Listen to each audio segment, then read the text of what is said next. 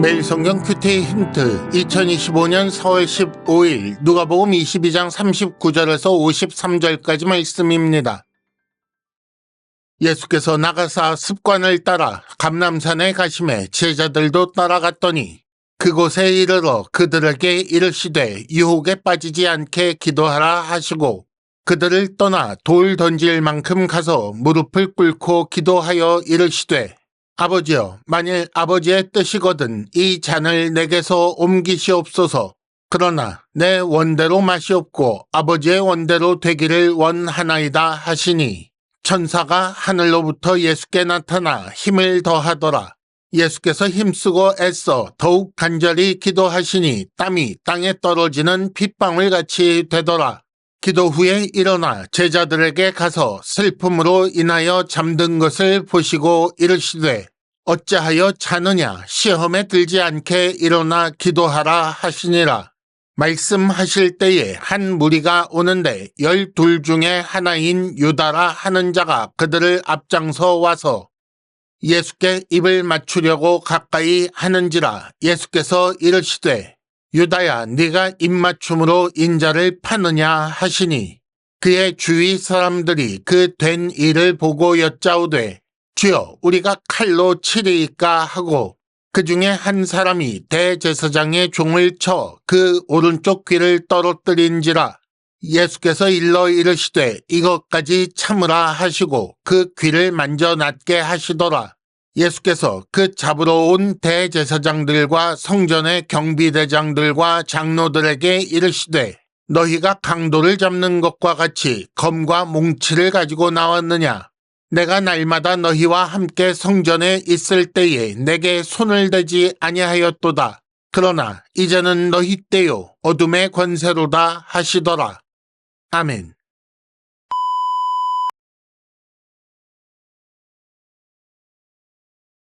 1단계 본문의 구조와 내용을 간단하게 정리하기. 오늘 말씀은 예수께서 감람산에서 기도하신 후에 잡히시는 내용입니다. 먼저 39절에서 44절까지는 예수께서 감람산에서 기도하신 내용이 나옵니다.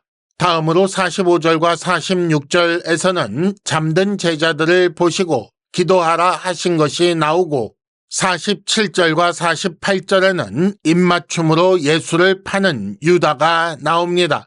이어서 49절에서 51절까지는 예수께서 칼로 맞서는 제자에게 참으라고 하신 것이 나오고 마지막 52절과 53절에는 예수께서 대제사장 무리에게 말씀하신 것이 나옵니다. 오늘 말씀의 내용을 간단하게 살펴보겠습니다.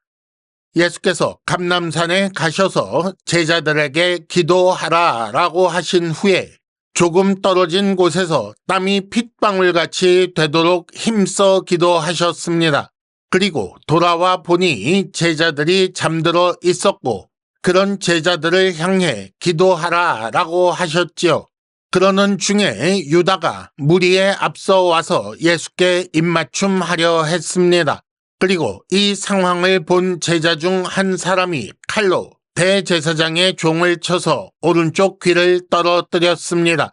하지만 예수께서는 이것까지 참으라 라고 하시며 귀를 만져 낫게 해 주셨습니다.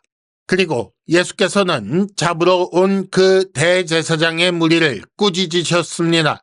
그들은 예수께서 성전에 있을 때는 예수께 손을 대지 않았기 때문입니다. 2단계 본문의 핵심 메시지 읽어내기.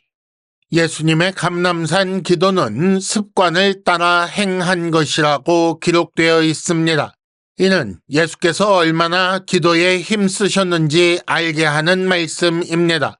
예수께서는 자기가 맡은 일을 위해 밤마다 아버지의 도우심을 구하였을 뿐 아니라 구원받아야 할 불쌍한 백성들과 심지어 자신을 죽이려고 하는 자들에 대해서도 간구하셨을 것입니다.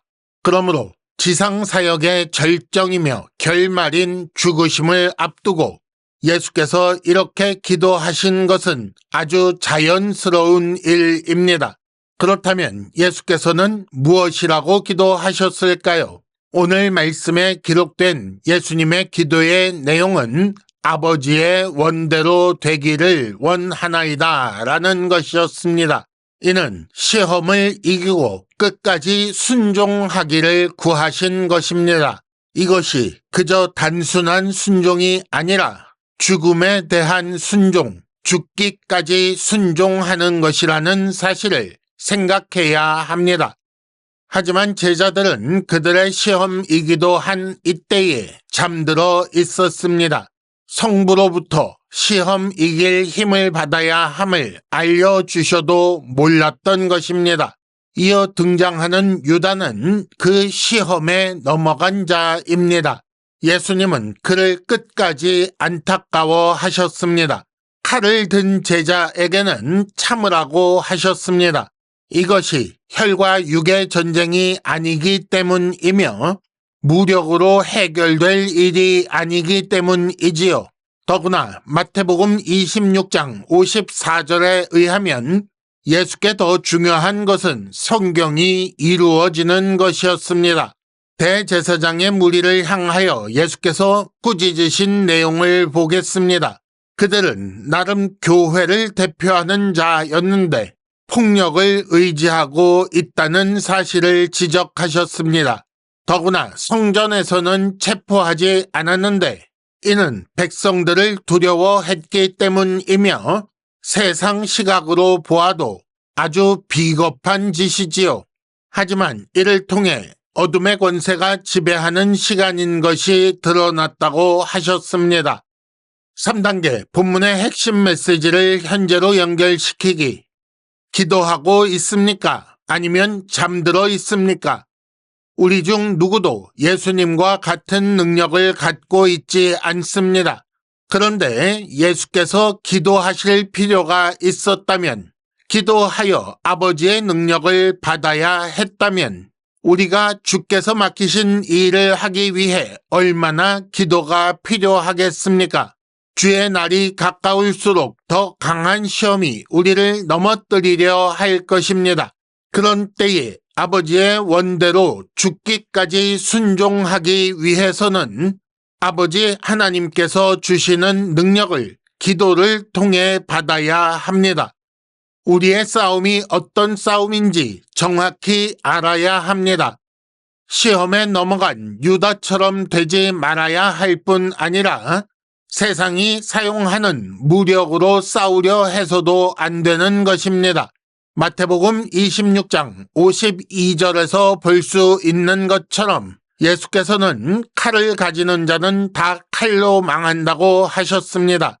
힘으로 숫자로 이기려고 하는 세상의 방법은 마찬가지로 다 힘으로 그리고 숫자로 망하게 되어 있습니다. 영적 싸움을 수행할 영적 무장은 말씀과 기도를 통해 주께서 주시는 은혜를 받아야 하는 것입니다. 교회는, 성도는 세상 권력과 다르게 하나님의 능력으로 싸우는 것입니다. 큐티 힌트, 하나님의 뜻이 이루어지게 하는 것이 우리 싸움의 목표입니다. 이상으로 2025년 4월 15일 매일 성경 큐티 힌트를 마칩니다. 여러분 큐티를 통해 은혜 많이 받으시기를 바랍니다.